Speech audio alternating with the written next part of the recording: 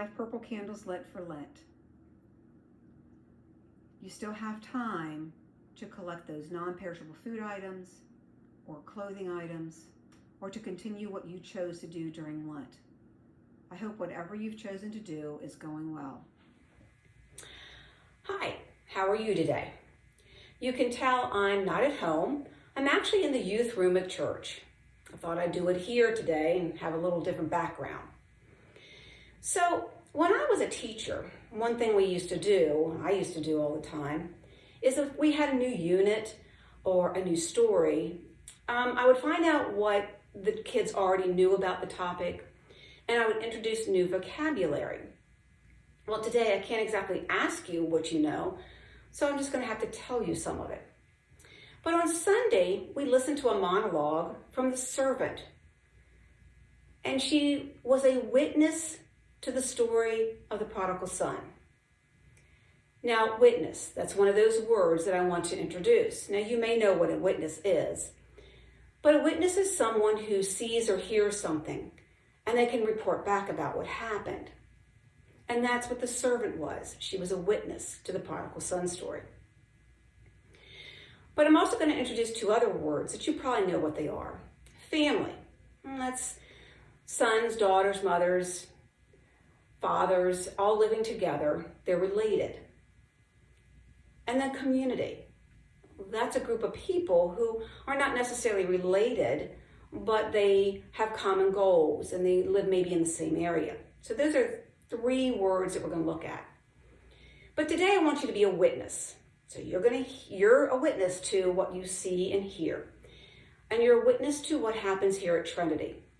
And if you don't go to Trinity, that's fine. You can be a witness to your own church or where you work. It really doesn't matter.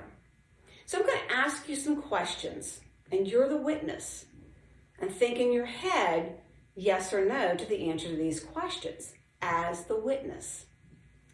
So you'll notice I have what looks like a jigsaw puzzle. Well, actually, it is a puzzle. And so, a puzzle is parts of a whole thing put together with little pieces. So we're going to put together a puzzle, and I'm going to focus on Trinity. So what you need to know is what happens to one person in the family of Trinity happens to the whole community of Trinity. Okay, so here we go. So what would you say as a witness about your church community who doesn't know Trinity? So you're going to pretend you're that witness. I'm going to be the person who doesn't know about Trinity, and I'm asking you these questions. You're the witness, remember. Is the Trinity family a family that judges? Are they judgmental? Or is the Trinity community one of grace and harmony?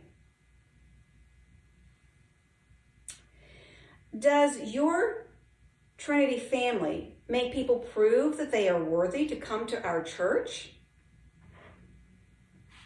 Or do you have a community within your church that welcomes everyone?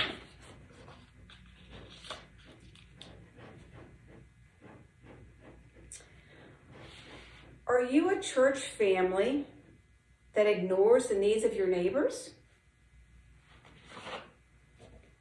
Or are you a church community that sees the needs and then helps them?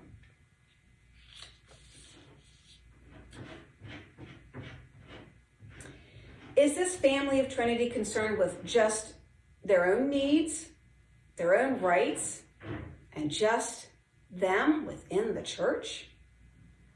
Or is this a community that is generous,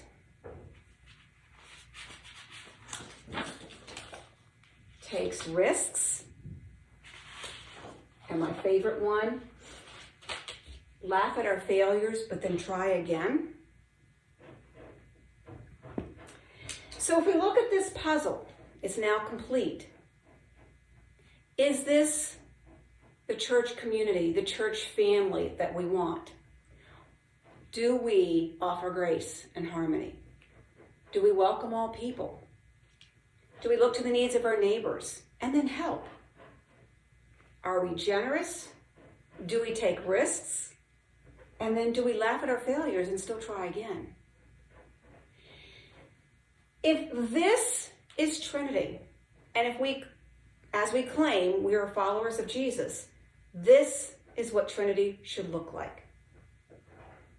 So be that witness, think about it, and then let other people know this is Trinity United Church of Christ. Let's say a prayer. Dear Creator, help me to always be the piece of the puzzle that makes Trinity the whole picture. Amen. Have a good week, and I'll talk to you next time. Bye-bye.